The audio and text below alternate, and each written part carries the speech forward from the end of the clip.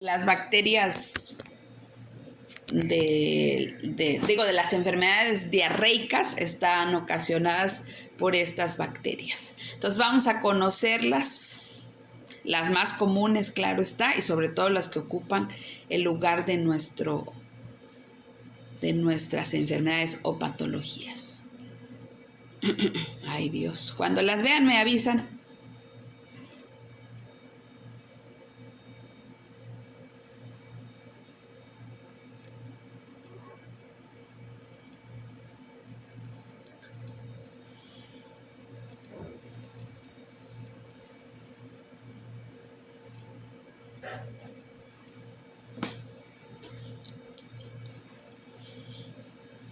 Bueno, entonces chicos, hablamos de estas bacterias, ¿verdad? Consideradas las bacterias que habitan u ocupan una porción en el intestino. Todas van a tener características similares, dentro de las cuales vamos a encontrar las siguientes, ¿verdad? Son cocobacilos o bacilos gram negativos, ¿verdad? En su gran mayoría todas estas son bacterias bacilares, recordarán la forma de las bacterias, son bacilos, todas gram negativas, ¿verdad? Muy difícil encontrar una bacteria gram positiva en el intestino, sobre todo por las cualidades de la mucosa intestinal. Entonces, por eso sobreviven en mayor número los gram negativos. Son aerobias o anaerobias facultativas, eso va a depender del estilo de la bacteria. Hay bacterias que pueden desarrollar incluso el término aerófilo porque se constituyen de aerobias a anaerobias, ¿verdad? Ya veremos las características específicas de cada una, pero en su gran mayoría toman estos términos. Tienen características de no formar esporas, todas forman solamente toxinas, todas fermentan glucosa con formación de ácido y producción de dióxido de carbono dentro de la mucosa intestinal. Esa es una característica extraordinaria, chicos, de las enterobacterias. Cuestiones de enfermedades diarreicas, ¿verdad? Incluyen mucho la dieta del paciente que podemos nosotros establecer en ellos para que coman durante un cuadro diarreico, sobre todo cuando se considera que es bacteriano. Y una de esas es reducir la cantidad de lácteos y la cantidad de azúcares, porque si nosotros seguimos fomentando esa parte en el paciente con estas infecciones, pues la bacteria se vuelve más resistente, puesto que tiene la glucosa suficiente para seguir replicándose, ¿verdad? Entonces, la dieta de una diarrea, chicos, incluye muchas cuestiones positivas en cuanto a a quitar muchos alimentos, ¿verdad? Y a veces el paciente, pues, eso no lo comprende, ¿no? Otra de sus características, en la gran mayoría, es que producen una toxina llamada oxidasa negativa, ¿no? Que tiene que ver con la diarrea que producen.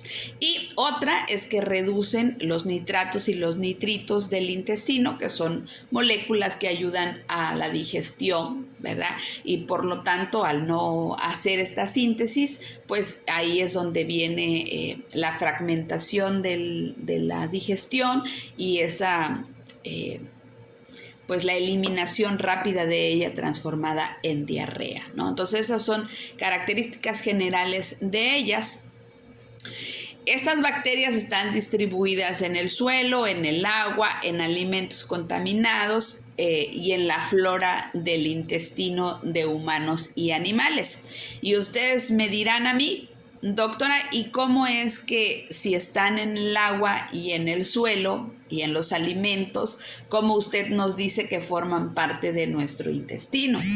Bueno, chicos, nosotros todos tenemos una flora, ¿verdad?, normal en nuestro intestino. Ahí habitan, ustedes escuchan, lactobacilos, ¿verdad?, que ocupan el intestino. Entonces, básicamente, señores, a esa parte de los lactobacilos, pues se adhieren estas. Ahora, ¿cómo llegan al suelo, al agua y a los alimentos contaminados?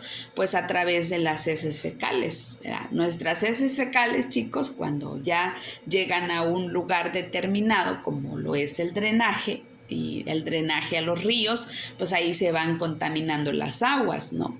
Y lógicamente el manejo de excretas, por ejemplo, los que todavía no tienen una letrina o un depósito, pues básicamente defecan a nivel o a ras del suelo, y entonces eso se convierte en parte del polvo. El polvo que llega a nuestros hogares y que hay en todos lados, chicos, si nosotros lo analizáramos, tendríamos una característica en cuanto a un número maravilloso de bacterias en él, ¿verdad? Impregnado en él o siendo parte de él. Entonces esas son cuestiones especiales. Por eso cuando hablamos de alimentos contaminados, bueno, ¿cómo están contaminados esos alimentos? Bueno, vean el lugar donde lo comen, ¿verdad? Las taquerías de la calle pues son muy ricos y todo lo que ustedes quieran, pero pues cuando viene el viento, ¿verdad? Partículas de polvo se impregnan en ellos, ¿no? Y entonces es una manera también de contaminación. El agua es sin duda alguna una de las fuentes de contaminación más grande que nosotros tenemos, y para estos tiempos más, chicos, donde el manejo pues de las aguas pluviales, la gran mayoría de ellos pues va a dar a los ríos, ¿no?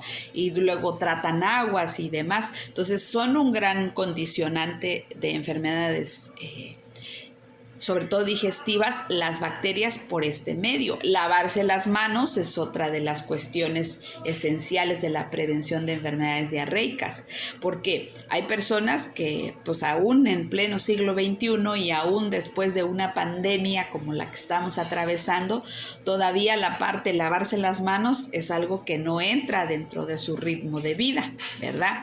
Y pues hay personas que van, defecan y no se lavan las manos, chicos. O en el caso de las mamás, limpian a sus hijos, ¿no? Después de que hayan hecho popó, y tampoco se lavan sus manos. Entonces también es una fuente contaminante. Incluso a los niños menores a 12, pues el término del manejo de sus excretas es un tema. La higiene personal en ellos es un tema, ¿verdad? Hay niños que se rascan el ano porque tienen presencia de parásitos, y de esa misma manera llevan sus dedos a su boca. Entonces todo eso es una cadenita, porque esta parte pues no solo incluye a las bacterias, también a los parásitos, a algunos virus, pero principalmente las bacterias son oportunistas, ¿verdad? Ellas tienen una oportunidad de llegar y llegan a donde ellas se replican. Entonces es una fuente de producción, estas porciones de aquí, o son los medios de contaminación, ¿verdad? Las vías de entrada, chicos, o las vías de transmisión, pues son esenciales conocerlas para poder prevenir. Yo siempre he dicho, si la higiene personal fuera una base, o hubiera una ley que los castigara a los que no se lavan las manos, las enfermedades serían disminuidas, sobre todo las infecciosas, ¿verdad? Y se me olvidaba también, chicos, el proceso de la higiene de los alimentos, que también es determinante. Hay hortalizas, las cebollas, los brócolis, la col blanca sobre todo, esas hortalizas, los tomates o los jitomates, son hortalizas que se riegan con aguas negras. El repollo, ¿no? Con aguas negras, provenientes de los afluentes, de los drenajes o donde los depósitos de agua que se tienen, ¿verdad? Y entonces ahí es donde se contamina la verdura, donde se contaminan las legumbres, o como ustedes le llamen. Y entonces, chicos, cuando eso llega al mercado, ¿verdad?, en mayor distribución, pues nosotros vamos y compramos las hortalizas y lo que necesitamos en el mercado. Llega a su casa y así como lo traen del mercado, pues se los dan a la comida, ¿no? Hay una costumbre de las mamás, bueno, no de todas, pero de algunas, que dicen, es que el fuego lo mata todo. Bueno, les tengo noticias, no todo. Hay bacterias que sobreviven en el cráter de un volcán, Estamos hablando del cráter de un volcán, 400, 600 grados centígrados. Y ahí no solo es fuego, es calor y es toda una compostura de temperatura. Y sobreviven. ¿Ustedes creen que en una ollita haciendo bisteces no van a sobrevivir? Pues entonces, pues no es por ahí, ¿verdad, chicos? Que la recomendación aquí es desinfectar y lavar las frutas, verduras, legumbres que nosotros traemos del mercado o de donde lo compremos, ¿verdad? Y recordemos, chicos, que para estos tipos de infecciones también existen los vectores, en este caso las moscas, las cucarachas, porque ¿de dónde salen las cucarachas, chicos? ¿Dónde habitan? En el drenaje. Y entonces, ¿qué hay en el drenaje, verdad? Y allá pasa la cucaracha encima de la manzana, allá pasa la cucaracha encima de la fruta, de la verdura, y entonces ahí no lo lavan antes de comerlo y ahí va hacia adentro. Las moscas también son una fuente de transmisión tremenda. En las patas de las moscas se transcriben, dice, alrededor de 1000 bacterias. Entonces, imagínense ustedes, ¿será o no será importante que nosotros lavemos lo que llevamos a nuestra boca? No. Hace un tiempo cuando daba mi servicio social, tenía un niño al cual le dio una enfermedad diarreica ocasionada por una de las bacterias que vamos a conocer ahorita, que es la E. coli. Y decía la señora, pues que doctora, yo todo lavo con cloro, yo soy muy limpia, yo todo. Bueno, pero resulta que la mamila del niño la dejaba destapada, sin tapa de protección, ¿verdad? Y entonces pues las moscas se paraban en el chupón, puesto que hay leche, hay azúcar y es riquísimo para las bacterias esa porción. Entonces ahí era donde venía la fuente de contaminación, ¿verdad? A veces cuando uno tiene un paciente con este tipo de enfermedades, chicos, hay que establecer en ellos todo un interrogatorio para saber de dónde está derivando la fuente de contaminación y tratar de cambiarla, ¿verdad? Dicen que no quiero a los animales, que yo no tengo nada, o sea, por mí del mundo puede tener mascotas si quiere. El problema es cómo las tiene y en qué condicionantes las tiene, ¿verdad? ¿Soy enemiga de las personas que abrazan un perro y lo besan? Sí. ¿Verdad? ¿De que duermen con un gato y duermen con un perro? Sí. ¿Por qué? Porque por eso a nosotros las estrategias de salud nos dicen, la zoonosis, la presencia de un animal en tu casa debe de ser positiva, debe de estar el animal en su lugar y yo en el mío, ¿verdad? Pero hay personas que comen ellos, come el perro hasta de su mismo plato o el gato. Y chicos, esos animales también son seres que tienen enterobacterias, ¿verdad? El perro y el gato, para limpiar su ano, ¿alguna vez lo han visto con qué lo hacen?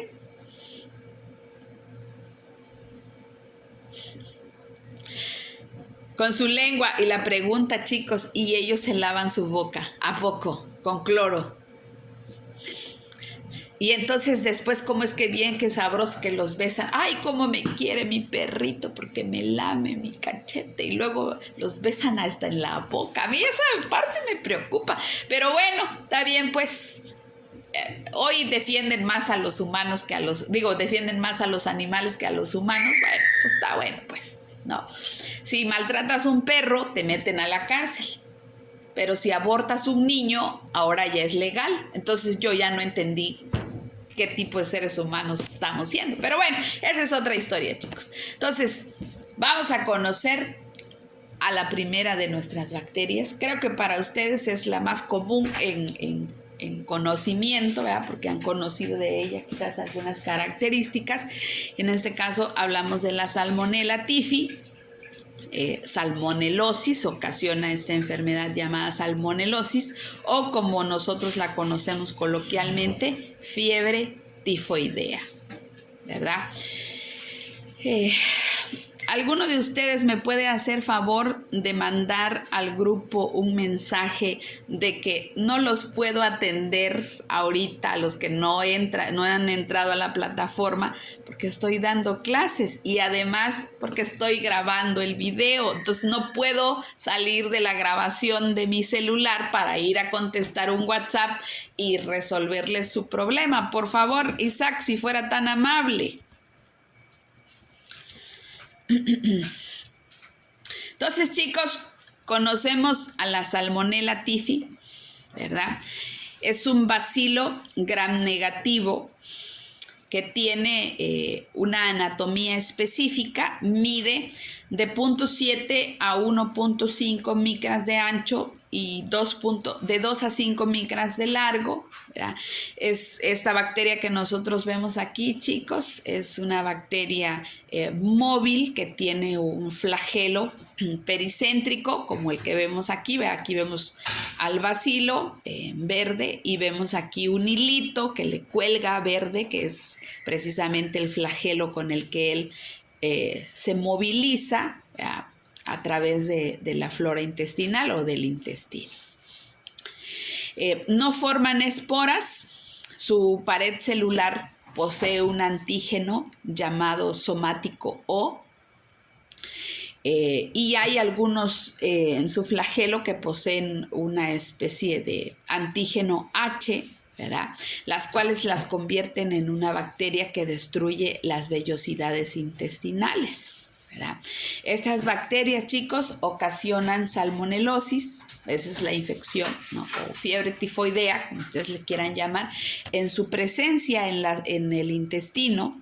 Lógicamente no es nuestra salmonela, no es la que yo tengo comúnmente en mi intestino, porque para eso hay adaptación, pero sí es la salmonela de alguien más que entra a mi intestino a través de alimentos contaminados, a través de agua contaminada, ¿verdad? De lo que ya hablamos, y entonces ocasiona una infección, se adhiere a la pared intestinal, empieza a producir sus propias toxinas, ¿verdad? En este caso es catalasa negativa, y entonces lo que hace es destruir las vellosidades del intestino. Y ustedes recordarán allá en anatomía que en el intestino delgado las vellosidades sirven para absorber. Entonces, básicamente, como no hay absorción, pues entonces todo lo que se come va a pasar directo al colon en una forma líquida, en forma de diarrea, claro está. La característica aquí, chicos, es que la diarrea por salmonela es una diarrea de coloración café, ¿verdad? Que va acompañada de cólico abdominal, el paciente siente retortijón, posteriormente tiene ganas de defecar y esas son sus características, ¿no? Una diarrea café que pueden ser de 3 a 6 deposiciones por día, acompañada de fiebre, que esa es otra de sus características principales, la fiebre, sobre todo fiebre mayor a 38 grados, ¿verdad? Intermitente, también está acompañada de cefalea, pueden haber vómitos, pueden haber mareos, ¿verdad? Y entonces eso trae a consecuencia pues un déficit de la hidratación del paciente.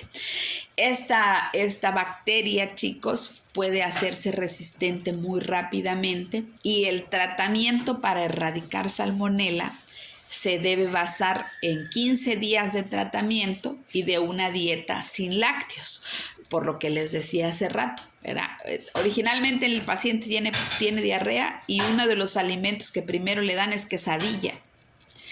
Dice, le vamos a hacer quesadillas porque dice que no va a comer grasa, pero tiene queso, chicos. Entonces eso es un lácteo. El paciente no puede tomar leche, no puede comer crema, no puede comer mantequilla, no puede comer quesillo, no puede comer queso de sal ni queso crema, porque lógicamente son lácteos, no puede tomar yogurt, ¿verdad? ¿Por qué? Porque la lactosa es un azúcar, y un azúcar que a la salmonela le encanta. Entonces, básicamente ella no deja de replicarse por la presencia de lácteos, ¿verdad? Y entonces ahí es donde hay que establecer los cambios en la dieta. Ahora, otra de las características para el diagnóstico de la salmonela es que existe un estudio especial que se llaman reacciones febriles, ¿verdad? Las reacciones febriles se toman a través de la sangre, se analizan, en el laboratorio te entregan tus estudios y ustedes van a leer algo que dice paratífico O y paratífico A, que son los dos límites o las dos características que se analizan de la bacteria. Entonces, si salen positivas, pues es que tienen salmonela. Pero estos antígenos de la bacteria, cuando ya es sano el paciente, esos antígenos van a seguir apareciendo positivos, chicos. Y positivos porque esta bacteria ocasiona memoria inmunológica. Eso significa que nuestro sistema inmunológico nos dice si ya tuvimos alguna vez salmonela o no. Y entonces cada reacción febril que el paciente se haga durante todos los años de su vida después de que le dio salmonela, van a seguir apareciendo positivos. Ahora, si hubiera una nueva infección por salmonela, pues va a aparecer positivo, pero ya con un límite, ¿no?, de antígenos, que ya eso el médico lo mide, ¿no? Ahí el químico lo expresa en números, 360, 460, ¿no? Y eso ya te hace saber a ti si la infección está activa o no. Pero entonces, lo que quiero que sí les quede es que hay una manera de diagnosticarlo y ese diagnóstico se llama reacciones febriles. El tratamiento de la salmonela es basado con antibióticos del tipo de las quinolonas. Ustedes ahorita pues todavía no comprenden mucho del nombre de medicamentos porque no han llevado farmacología, pero algún día los van a conocer. El tratamiento aquí es un medicamento llamado ciprofloxacino y ese ciprofloxacino se da por 15 días al paciente para erradicar la infección, ¿verdad? El problema, chicos, es que cuando tú dices 15 días de tratamiento con antibiótico, el paciente te mata con su mirada, porque dices que ese doctor no sabe, ¿verdad? Pero pues realmente es una bacteria que requiere muchos estos 15 días de tratamiento para poder erradicarla por completo del intestino. De lo contrario, si la bacteria se queda dentro del intestino, por lo menos un grupo, se vuelven resistentes al antibiótico y va a ser más difícil erradicarla de ahí, ¿verdad? Ahorita conozco pacientes que están siendo tratados con ceftriaxona, ciprofloxacino y algunos hasta le suman cloranfenicol, o sea, 3 antibióticos para matar una bacteria, chicos. Es de verdad de las cosas más impresionantes. ¿Por qué? Porque no debería ser así. Cada bacteria tiene un medicamento que la puede destruir, pero como nosotros como seres humanos pues no confiamos en la medicina, ¿verdad? No llevamos a cabo el tiempo que nos dicen para erradicar una infección, pues ahí es donde entra el problema de la resistencia bacteriana, ¿no? Entonces, ojalá se cumpliera con eso. Bueno, siguiente bacteria, Shigella desinterae. La Shigella es una bacteria muy destructiva con la pared del intestino, chicos. Esta bacteria produce una toxina que se llama toxina Shiga. Aquí en esta diapositiva está aquí abajo, aquí lo dice, toxina Shiga. Esta toxina Shiga, chicos, llega a la mucosa del intestino, las barre, destruye toda la mucosa intestinal, produce moco y entonces el paciente tiene una diarrea con moco y con sangre porque hay destrucción de las vellosidades, las rompe y eso ocasiona una microhemorragia, ¿verdad? Entonces la diarrea por Shigella es una diarrea de coloración verde por la toxina, por la Shiga, y una diarrea mucosanguinolenta, o sea que tiene ligas de moco y en esas ligas de moco hay sangre. Su abuelita de ustedes conoce esta enfermedad como desintería, ¿verdad? El término de la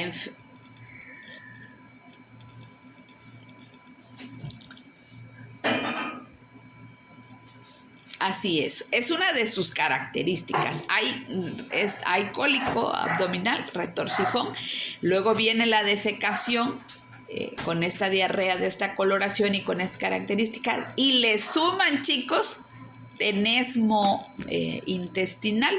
El tenesmo intestinal significa que tienen ganas de defecar, van al baño y solo es gas, ¿verdad? Pero no se quitan las ganas de defecar otra vez y así consecutivamente. No eliminan en todas las defecaciones la diarrea más que gas y hay dolor, ¿verdad? Entonces la Shigella sí es una bacteria muy, muy difícil de pasar.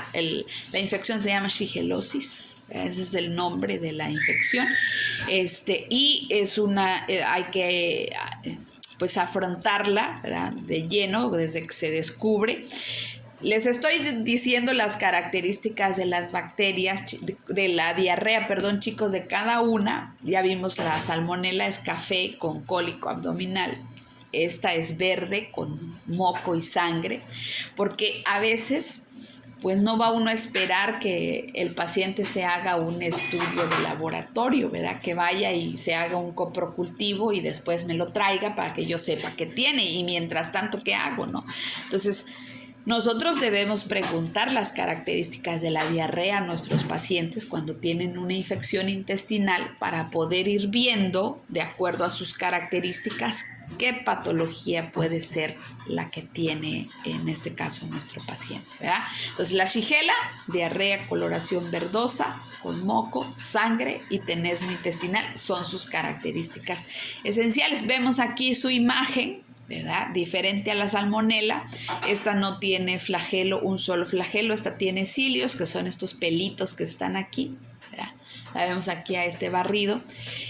Mide de 1 a 3 micras de largo por 0.6 micras de diámetro. Esa es su característica esencial de la bacteria. Seguimos. Esta es la Escherichia coli, mejor conocida como E. coli, ¿verdad? Es una bacteria también gram negativa, un bacilo gram negativo, anaerobio, no forma esporas, es un bacilo móvil, mide de 0.5 micras de ancho por 3 micras de diámetro, producen catalasa y oxidasa, producen vitamina B y vitamina K, que esa es una característica, chicos. La E. coli en algunos laboratorios, sobre todo las que producen estos agroquímicos, es usada como una bacteria agroindustrial, ¿verdad? Es porque producen estas vitaminas y eso generan nutrientes para las plantas, sobre todo en el abono, ¿no? Pero a nivel de nosotros, como en el intestino, eso no vayan a creer que vamos a... ¡Ay, qué bueno que tenemos E. coli porque está produciendo vitamina B y K en mi intestino! No, para nosotros eso es tóxico, ¿verdad? La Escherichia coli es la que ocasiona la mayor parte de las gastroenteritis infecciosas en el humano. Es una diarrea de coloración café o amarillenta, sumamente fétida, chicos. El paciente puede tener deposiciones hasta de 10 veces por día, ¿verdad? Esa es parte de sus características. Esta E. coli no da fiebre, en su mayoría no hay fiebre, puede haber vómito, pero la característica esencial es la diarrea, ¿verdad? Y es una diarrea que se produce muy rápida. Es dentro de las enterobacterias la más rápida de actuar. Ustedes se comen unos tacos contaminados con E. coli, por ejemplo, se los comieron ayer a las 9 de la noche y como para las 4 de la mañana ustedes ya tienen retortijón y ya existe la presencia de las deposiciones porque su periodo de incubación es muy rápido, de 8 horas cuando muy tarde. Algunos libros de microbiología dicen de 4 a 8 horas periodo de incubación. Entonces, muy rápido para incubar y muy rápido para presentar la infección y, por lo consecuente, también muy rápido en deshidratar. Entonces, cuando tenemos la presencia de esta bacteria, hay que actuar de inmediato. Esta sí muere todavía con ampicilina, todavía no es tan resistente, puede ser ampicilina o amoxicilina, ¿verdad? Para tratarla. Pero pues lógico, dentro de la historial que debemos tener en ellas, es preguntarle qué comió anoche o qué comió las últimas 24 horas de su vida, ¿verdad? Para poder determinarlo. Bueno, siguiente bacteria, Helicobacter pylori. Chicos, esta bacteria, su nombre lo dice todo. Es una bacteria que vive en el píloro. El píloro es la porción terminal del estómago, cuando ya va a unirse con el intestino delgado. Este es un esfínter. Esta bacteria vive ahí. Es una bacteria que produce ácido y que ayuda al estómago incluso a triturar los alimentos, bueno, a desintegrarlos, ¿no? Pero esta bacteria es una bacteria oportunista, chicos, ¿verdad? ¿Qué significa eso? Bueno, que es cuando tenga la oportunidad de infectar, lo va a hacer. Y principalmente, criaturas del Señor, lo hace cuando nosotros tenemos gastritis, ¿verdad? Hay personas que empiezan a desarrollar gastritis pues por su alimentación, porque consumen demasiados irritantes, irritan su mucosa intestinal, la mucosa genera úlceras, ¿verdad? Hay producción excesiva de ácido, porque por eso se siente el ardor o el dolor en el estómago, en el esófago, ¿verdad? Y ahí es donde la bacteria dice, bueno, yo de aquí soy, ¿verdad? Esta es una bacteria, chicos, que le gusta la acidez, ¿verdad? Incluso es una bacteria donde hay nitratos, tremendo lo que produce. Y entonces esta bacteria es causante muchas veces de la gastritis erosiva, porque digamos que ya se creó una pequeña úlcera en el intestino, en el estómago, perdón, y ahí esa bacteria va y se replica y entonces puede producir pues erosión, es decir, que haya sangrado de la úlcera, que haya más avance de la úlcera y que incluso pueda producir perforación del estómago, ¿verdad? O de la mucosa intestinal. Y una úlcera perforada en el estómago, chicos, es una gravedad absoluta. Y allá les va la otra parte. Cuando son gastritis crónicas y no las erradicamos, esta bacteria puede ser causante de cáncer gástrico. Hasta en el 50% de los casos de cáncer gástrico tienen que ver con Helicobacter pylori. Entonces, cuando nosotros tenemos una gastritis que no se controla, ¿verdad? Primero, claro, tenemos que ver si el paciente está tomando su omeprazol, ¿no? Y la otra, ¿no? Si no haya presencia de una perforación ulcerosa. Eso se sabe haciendo una endoscopía, ¿no? Se introduce un endoscopio al esófago del paciente que va a ir al estómago y va a buscar úlceras, y de ahí se toma una prueba, la cual se va a buscar por un cultivo a ver si hay Helicobacter pylori en esa úlcera. Pero esta bacteria, pues vuelvo a repetirles, es oportunista. Pues si hay una oportunidad, ella va a actuar. Entonces, por eso, chicos, las gastritis no son cualquier cosa. No es, tengo gastritis, ay, qué bueno, aplausos, ¿verdad? No, hay que erradicarla porque hay bacterias que están esperando una oportunidad para desarrollarse dentro de ellas, ¿verdad? Ya no les di las características porque ahí se las voy a mandar las diapositivas pues para que las vean y las tengan para el examen. Bueno,